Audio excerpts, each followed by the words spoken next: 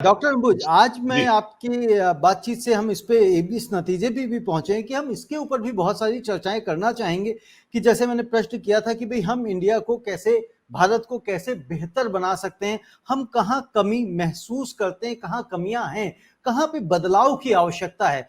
क्योंकि जब तक ग्रास रूट पे बदलाव नहीं होगा ना, तो मुझे नहीं लगता कि चीजें बदलेंगी। लेकिन ग्रास रूट पे बदलाव करने के लिए आपको पीक से बदलाव करना होगा। ऐसा नहीं हो सकता कि ग्रास रूट से अपने आप बदलाव आएगा, ऐसा मेरा मानना बिल्कुल, है। तो अगर बिल्कुल पीक से, यानी कि अगर प्राइम मिनिस्टर प्रेसिडेंट की तरफ से बदलाव की सिफारिश की जाएंगी, प्रयास किए जाएंगे, तभी बदलाव होंगे।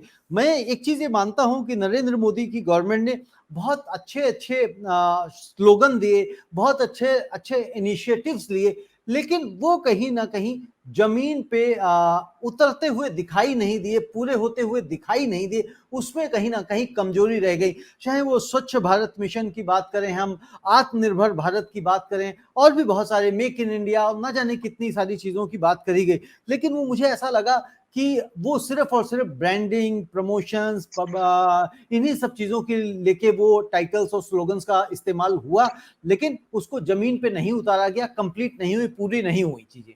एक उदाहरण देता हूँ, बहुत सिंपल उदाहरण आपको देता हूँ, ठीक है? तो ये फैक्ट्स के ऊपर बेस्ड है। आयुष्मान भारत स्कीम बड़ी अच्छी है, कोई डाउट इंटेंशन के वाइज, ठीक है ना? बहुत अच्छी स्कीम है। भाई इससे अच्छा और क्या हो सकता है कि हर एक को एक मिनिमम इंश्योरेंस पॉलिसी है कि अगर आपको जरूरत पड़े तो आप जाके कहीं भी इलाज कराओ और रिम्बर्समेंट मिल जाएगी। अब मुझे आप फैक्ट पे आते हैं, ठीक है? इंडिया की आबादी जो है 70% गांव में रहती है, ठीक है? और हेल्थ केयर का जो सेटअप है वो 70% क्या 80% सिर्फ शहरों में है, ठीक है? तो एक्सेस है नहीं। जब तो जो पेशेंट आपको दिख भी रहे हैं हॉस्पिटल में भीड़, वो पेशेंट जो है ग्रामीण इलाकों से ही आते हैं। तो ये बताइए कि जब आयुष्मान भारत इम्प्लीमेंट कर रहे हैं तो एक्सेस सही नहीं है तो आप ताल किस बात का ठोक रहे हैं? क्वालिटी तो बाद में देखेंगे, पहले छोड़िए, पहले एक्सेस तो बढ़ाएं। तो instead of expanding health care, चाहे प्राइवेट हो, जैसे एयरलाइंस में इन्होंने मैंडेट किया था ना भाई कि जो एक्सट्रीम एरियाज है वहां भी आपको फ्लाई करना पड़ेगा अगर आपको हम लाइसेंस देंगे कि भाई कि सिटीज को सर्व करने के लिए। सब तो लिक्विडेटिव मार्केट में रहना चाहते हैं, ठीक है ना? तो बैलेंस करना पड़ता है, सोशल प्रेशर जो भी है। तो उदाहरण दे रहा हूँ वही सेम आयुष्मान भारत का। इंटेंट नारे में बड़ी अच्छी है, मेक इन इंडिया बड़ी अच्छी इंटेंट है, ठीक है ना? पर सवाल यह है कि कोई आके क्यों मेक इन इंडिया बनाएगा? उसके लिए आप क्या पॉलिसी में चेंजेस लाए हैं कि लोग मेक इन इंडिया आके बनाए, राइट? तो कहने का मतलब है लोग अगर यूएस में शिफ्ट कर रहे हैं सेमीकंडक्टर की मैन्युफैक्चरिंग आज की तारीख में due to whatever reason, right? उसके लिए आप देखिए कंपटीशन होता है स्टेट्स के बीच में। अमेज़न अपना एक मैं ये नहीं कह रहा हूँ कि अमेज़न बड़ी अच्छी कंपनी है, पर अमेज़न एक वेयरहाउस खोलना चाह रहा है कहीं पे, तो उसके लिए स्टेट्स इंसेंटिव्स दे रही होती हैं कि क्या करना है, नहीं करना at the expense of whatever. पर एक कंपटीशन तो होना चाहिए ना कि रियल इंटेंट क्या है। तो हमारे यहाँ प्रॉब्लम वही हो जाता है, फिर से सवाल पूछेंगे तो जवाब मिलता नहीं है कि आयुष्मान भारत तो आपने पॉलिसी तो बना दी, पर ये बताइए उसकी इम्प्लीमेंटेशन में अभी तक क्या किया आपने? और एक्सेस का जब है ही नहीं तो आप कैसे दीजिएगा लोगों को सुविधा उसके घर पे? तो हर एक को क्या शहर आना पड़ेगा? एक क्रिटिकल केस है, क्या शहर लेके आएगा हर एक चीज को? इसीलिए फिर हम लोग का मैट्रिक वहां गड़बड़ा जाता है। तो हम लोग को, मुझे ये लगता है सार में, कि किसी भी पॉलिसीज को हम ए से लेकर जेड तक नहीं ले जाते हैं। पता नहीं क्या होता है, हम लोगों को लगता है ना A B C D E तक पहुंचते फिर थक जाते हैं, फिर छोड़ देते हैं उसको हम्म। कि, कि सारा कंप्लीट नहीं कर पाते हैं, जिससे कि ओवरऑल उसको फिर हम मेजर भी कर सकें लॉन्ग टर्म में कि क्या हो रहा है, नहीं हो रहा है प्रोग्रेस के हिसाब से।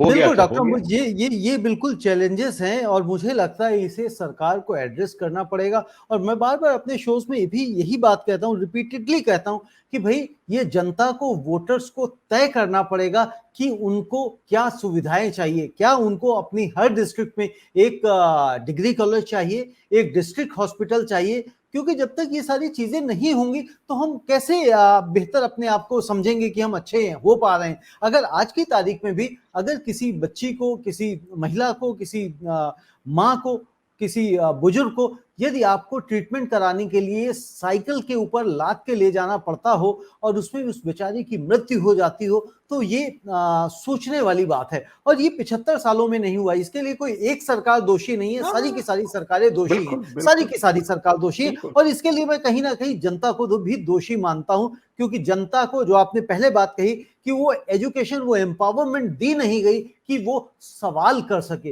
वो सोच सके। कोई भी नेता आता है, कोई भी बड़े बड़े वादे करता है, वो उसके चुंगल में फंस जाते हैं, लेकिन उनकी एनालिटिकल अप्रोच नहीं होती, वो सोच नहीं पाते कि क्या ये सही कह रहे हैं। हर बार यही कहते चलिए, इतनी बार इन लोगों को वोट देख के देखा, डॉक्टर अंबुज को देख के देखा, इतने सालों से दे रहे थे, इस बार रविंद्र गौतम को देख के देख लेते हैं क्या होगा। यानी कि अगेन वो बस एक आशा रखते हैं, लेकिन वो एक सही कैंडिडेट अपने लिए कभी भी नहीं चुन पाते हैं। डॉक्टर अंबुज, बहुत बहुत शुक्रिया, और मैं इस सीरीज को आगे भी बढ़ाना चाहूंगा और हर सैटरडे संडे हम लोग इसे रखेंगे। और जो बहुत सारी चीजें आप एजुकेशन की बात कर रहे हैं, क्योंकि मैं बार बार ये कहता हूं कि लिटरेसी शायद एक ऐसी चीज है जो व्यक्ति को अगर लिटरेट हो जाए, वास्तव में लिटरेट हो जाए, जो आपने कहा डिग्री, मैं भी बिल्कुल उसके खिलाफ हूं कि आप डिग्री, क्योंकि मैंने कुछ ऐसे सीरीज की हैं, 45-46 एपिसोड्स की सीरीज की है अनएम्प्लॉयमेंट के ऊपर। तो उसमें क्या निकल के आया, जो अनएम्प्लॉयमेंट, एजुकेटेड अनएम्प्लॉयमेंट के ऊपर हमने की, वो बच्चे जो निकल के आए, वो कोई कह रहा है मैं डबल एमए हूं, वो कह रहा है, कोई कह रहा है मैं ट्रिपल एमए हूं, कोई कह रहा है मैं ओवर एज हुआ जा रहा हूं, बट मुझे जॉब नहीं मिल रही। जब आपने डबल मास्टर्स, ट्रिपल मास्टर्स कर रखी, अगर उसके बावजूद भी जॉब नहीं मिल रही, तो मेरा ये मानना है कि कहीं ना कहीं आपके एजुकेशन में कमी है, जिसकी वजह से आपको जॉब नहीं मिल पा रही है। तो उस एजुकेशन को सुधारने की आवश्यकता है। साथ के साथ सरकार भी इसमें क्या काम कर सकती है, क्या काम करना चाहिए, और जनता जनार्दन जो है वो किन किन चीजों में आगे जा सकती है, इनके ऊपर भी हम लगातार आपके साथ और भी जो गेस्ट होंगे उनके साथ चर्चा करेंगे, ताकि कुछ सॉल्यूशन निकले। क्योंकि अदरवाइज क्या होता है, हम लोग फालतू की डिबेट्स कर लेते हैं जिसका कोई सॉल्यूशन नहीं निकलता है, शोर शराबे से कोई भी हल नहीं निकलने वाला है। बट अगर हम कुछ चीजें ऐसी करें जिससे अगर 5 लोग, 10 लोग, 20 लोगों में भी बदलाव आ सके, तो मैं समझता हूं कि हमारा ये कार्यक्रम सार्थक होगा। धन्यवाद डॉक्टर अंबुज।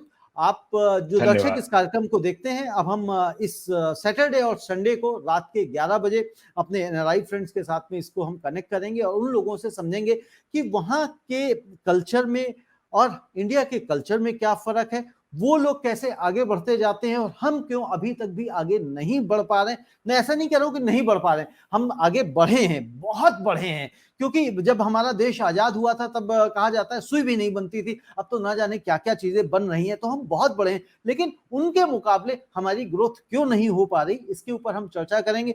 और ये भी समझेंगे कि लोग यहाँ पे एजुकेशन लेते हैं, डिग्रीज लेते हैं, चाहे वो मेडिकल की डिग्री हो, चाहे आईआईटी की हो, चाहे इंजीनियरिंग की हो, लेकिन अच्छी क्वालिफिकेशन लेने के बाद वो लोग बाहर के देशों में सेटल होना चाहते हैं। तो हमारा देश ऐसे टैलेंट को रोक क्यों नहीं पाता है, इसको भी हमें समझना पड़ेगा। क्योंकि मैं नहीं समझता हूं कि कोई भी व्यक्ति अपने देश को, अपने पेरेंट्स को, अपनी फैमिली को छोड़ के अपने शहर से दूसरे शहर नहीं जाना चाहता है, अपने प्रदेश से दूसरे प्रदेश नहीं जाना चाहता है, यहाँ तो देश ही छोड़ के चला जाता है। तो ये भी हमें समझना होगा कि यहाँ पे क्या ऐसी चीजें करी जाएं जो सरकार करे, जिसकी वजह से यहाँ का टैलेंट यहीं रहे। और चूंकि मैं आप लोगों से बार बार एक निवेदन करता हूं कि हमारा ये जो प्रयास है इंडिपेंडेंट जर्नलिज्म का, तो इसमें हम सिर्फ और सिर्फ किसी से एडवर्टीजमेंट्स नहीं लेते हैं। तो जो भी आप लोग डोनेशन कर सके तो प्लीज आप करें, क्योंकि वो भी हमारे लिए बहुत बहुत आवश्यक है। डॉक्टर अंबुज, बहुत बहुत शुक्रिया, धन्यवाद। अगले सैटरडे हम लोग फिर जुड़ेंगे। धन्यवाद, नमस्ते।